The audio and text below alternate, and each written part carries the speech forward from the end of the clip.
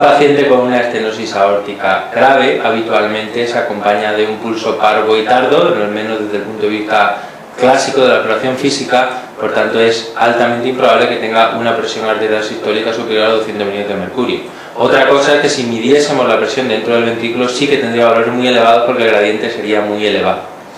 El síntoma más frecuente de la estenosis aórtica probablemente ha cambiado y hasta hace unos años era la angina de esfuerzo. En la actualidad, dado que es una enfermedad que afecta con frecuencia a los ancianos, que con poca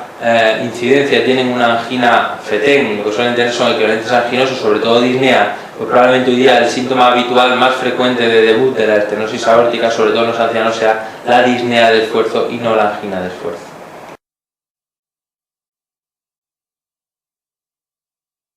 Como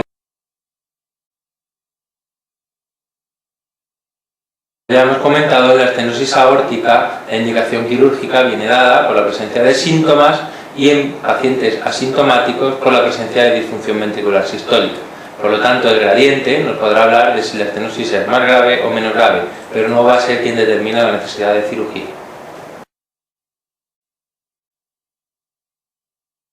El gradiente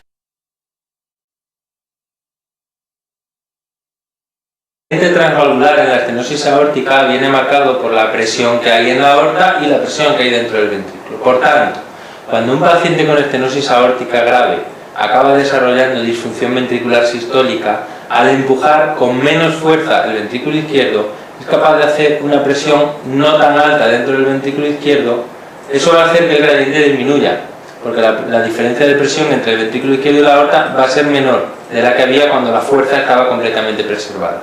Por tanto, cuando aparece disfunción ventricular disminuye el gradiente y ese es uno de los riesgos de evaluación de la gravedad de una estenosis aórtica en un paciente con disfunción ventricular, que podemos creer que la estenosis aórtica no es grave y realmente sí que lo es, solo que al existir disfunción ventricular no es capaz de originar un gradiente suficientemente alto. Recordemos que el gradiente es el principal marcador de severidad o de gravedad de la estenosis. Gradiente por medio por encima de 40-50 milímetros de mercurio es lo que se considera indicativo de que la estenosis es grave o severa.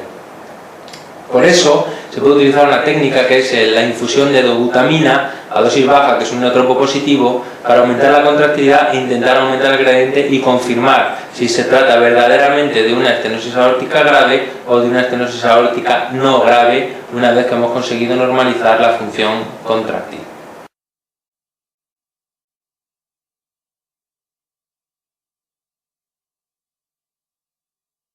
Dentro de las causas de insuficiencia aórtica en la actualidad podemos diferenciar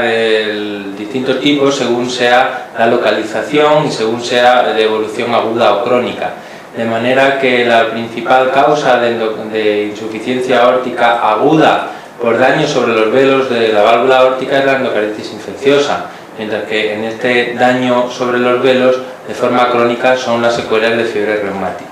De forma aguda, por dilatación o afectación del anillo valvular aórtico, lo más frecuente es el síndrome aórtico agudo, la disección de aorta que progresa retrógradamente y es capaz de desinsertar uno de los velos aórticos. Mientras que de forma crónica, la más frecuente es la asociada a la enfermedad de Marfan y a distintos trastornos de la aorta ascendente, que hoy día es la causa más frecuente en general, en su conjunto, de insuficiencia aórtica. Las enfermedades de aorta ascendente en el síndrome de Marfan, el Ehlers-Danlos y en aquellas personas que tienen aorta bicúspide que también asocian dilatación de aorta ascendente.